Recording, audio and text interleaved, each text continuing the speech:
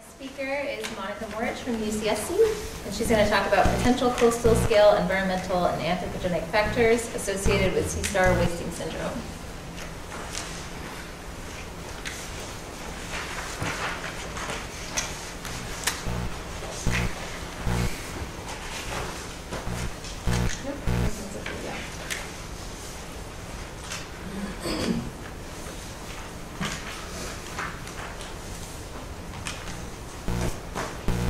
Hi, I'm Moritsch. I'm in the Ramundi lab at UC Santa Cruz, and I'll be discussing the environmental and anthropogenic factors that could be associated with wasting syndrome, and we're exploring some of the things that could be related. Marine diseases are projected to increase with climate change and anthropogenic activities, and so understanding the external conditions surrounding disease is important to understanding where disease may occur. The locations of disease presence and severity are dependent on conducive conditions. I'm interested in what conditions are conducive to sea star wasting syndrome. Wasting syndrome is a set of symptoms that involve tissue decay, lesions, and rapid death of the individual. We don't know what causes it or how it spreads, although we have some evidence that there is a densovirus that is involved in the process.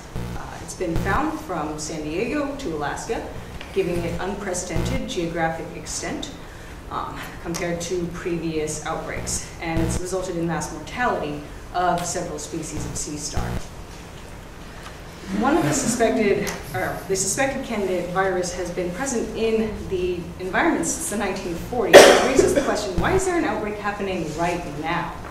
There could be some environmental trigger conditions that are conducive to an outbreak. One of these could be water temperature. Past outbreaks occurred when these fronts of warm water swept up the coast. And lab experiments have also shown relationships between infection rate and water temperature. PSCO has this great database of citizen scientists and researcher observations of wasting syndrome over the Pacific coast, stretching back since the outbreak began, and it's given us great spatial coverage of what's going on. We use these observations and combine them with external conditions to the sites where those observations were made, including sea star population density and intertidal temperature anomalies, which were defined as the number of days in a month where temperature was above the 80th percentile. We also incorporated hours of daytime low tide exposure as a measure of aerial thermal stress. If you're a sea star sitting on a rock at low tide in the winter, it's probably quite pleasant, but during the summer you're exposed to some very hot sunlight. We also looked at distance from human population centers, from major ports, from wastewater outfalls, distance from major shipping routes, and pollutant levels in muscle tissue and sediment samples. We combined all of these external conditions with these observations of wasting syndrome using GIS, and then used that to generate a logistic regression that gave us the probability of wasting syndrome presence given a site's conditions. We found no clear effect of pollutants and no significant relationship with piezoester density, as you can see on this graph up to the right. We also found conflicting patterns between temperature and low tide exposure. Wasting syndrome was positively associated with low tide exposure hours in the fall and spring, but negatively associated with low tide exposure hours in the winter and summer. Similarly, we found positive association with high temperature days in the fall and spring, but negative associations with high temperature days 2 months before any given observation.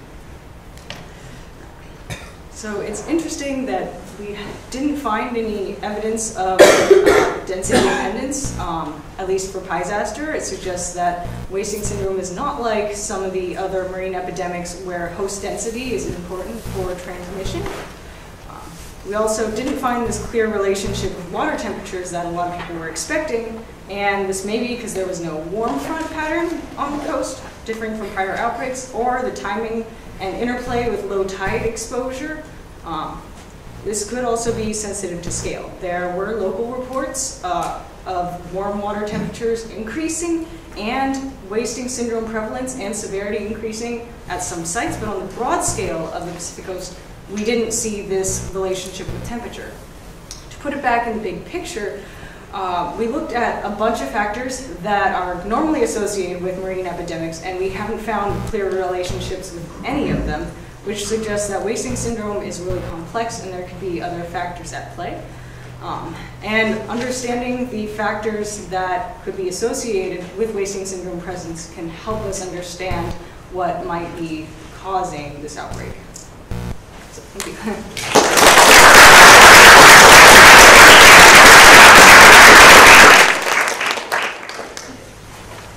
I'm curious, what's the percentage of the population that is affected by the virus, and is it still going on, the outbreak? It's still going on.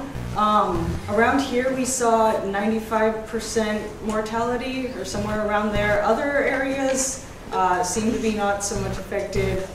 Last summer up on the Oregon coast, they were seeing somewhere around 50% mortality. But these numbers are really rough because we don't have great data on sea star density that's normally comparable between large regions. PSCO has some established sea star density plots at many sites, but outside of that, it's hard to measure sea star density. Have you seen the virus affect any other organisms? Has it been shown on any other factors for it? So we've seen wasting brittle stars, and we don't know if it's actually the virus that is the cause. It's been associated with infected stars in higher levels than it was in healthy-looking stars, but I think it's not clear whether if the virus is actually the cause or if it's just somehow involved. Do you guys look at a combination of those things together, like the low tide and temperature?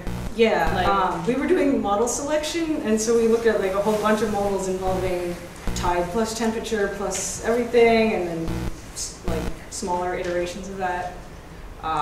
So I think the things that I showed you were from the significant models.